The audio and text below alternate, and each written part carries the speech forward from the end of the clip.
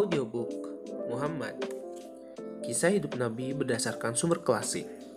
Karya Martin Lings, Abu Bakar Siraj al-Din. Bab 3. Quraisy Lembah. Suku bangsa Arab keturunan Ibrahim yang terkuat lainnya adalah Quraisy. Sekitar 400 tahun setelah Masehi, seorang lelaki suku Quraisy bernama Qusay menikahi anak perempuan Hulail, pemimpin Khuza'ah. Hulail menganggap menantunya sebagai anak kandung sendiri, sesuatu yang tidak lazim pada bangsa Arab di masa itu. Setelah Hulail meninggal, melalui suatu perundingan, ditetapkan bahwa Qusay menggantikan mertuanya menjadi pemimpin Mekah dan penjaga Ka'bah. Maka, Qusay membawa anggota Quraisy yang merupakan keluarga terdekatnya untuk tinggal di Mekah, dekat dengan rumah suci. Mereka adalah Zuhrah, saudaranya, Toim, pamannya, Makhzum, anak pamannya yang lain. Mereka dan keturunannya kemudian dikenal sebagai kaum Quraisy Lembah. Sementara sanak Qusay yang lebih jauh tinggal di lembah-lembah yang mengelilingi Mekah dan daerah luar kota dan dikenal sebagai Quraisy Pinggiran.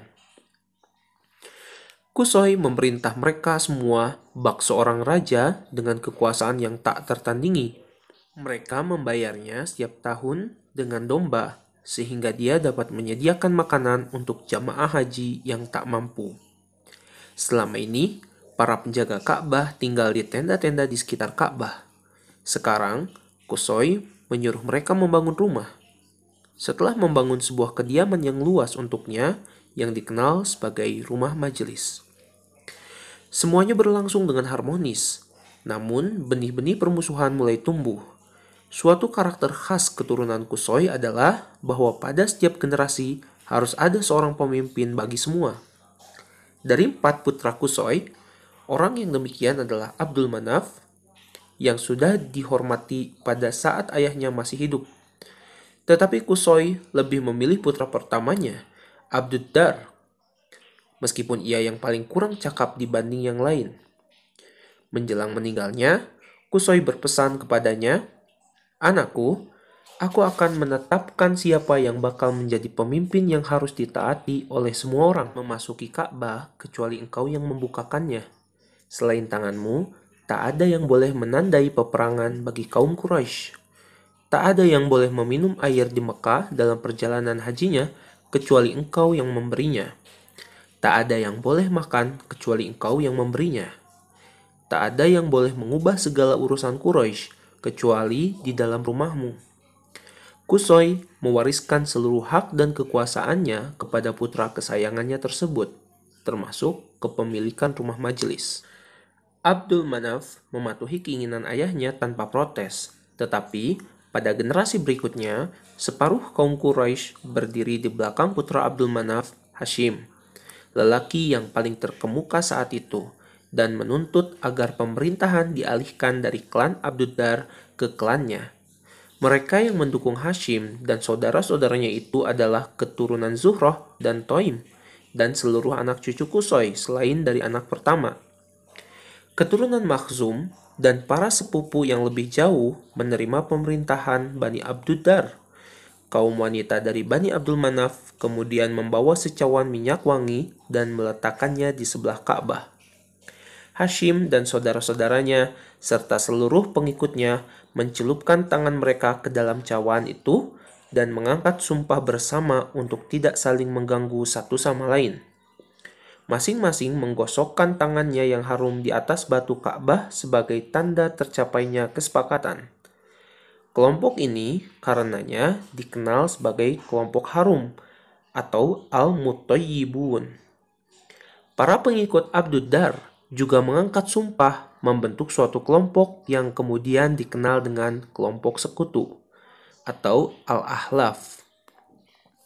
Peperangan benar-benar dilarang, tidak hanya di Ka'bah, tetapi juga di dalam kawasan Mekah dengan diameter beberapa mil.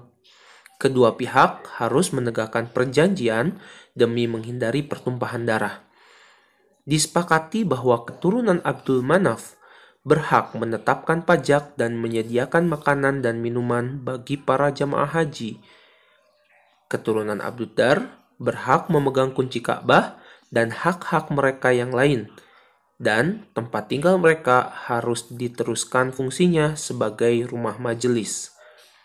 Saudara-saudara Hashim setuju bahwa dia yang bertanggung jawab atas kebutuhan para jemaah haji.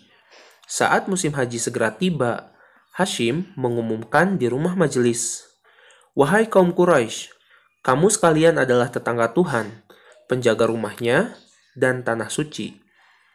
Mereka yang datang berziarah adalah tamu Tuhan dan pengunjung rumahnya. Mereka itulah para tamu yang paling patut dihormati. Pada musim haji, sediakanlah makanan dan minuman sampai mereka pulang kembali.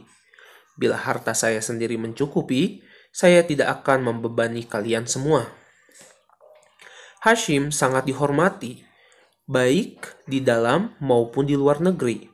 Dialah yang membangun 2 rute perjalanan kafilah besar dari Mekah, yakni kafilah pada musim dingin ke Yaman dan kafilah pada musim panas ke barat Laut Arab.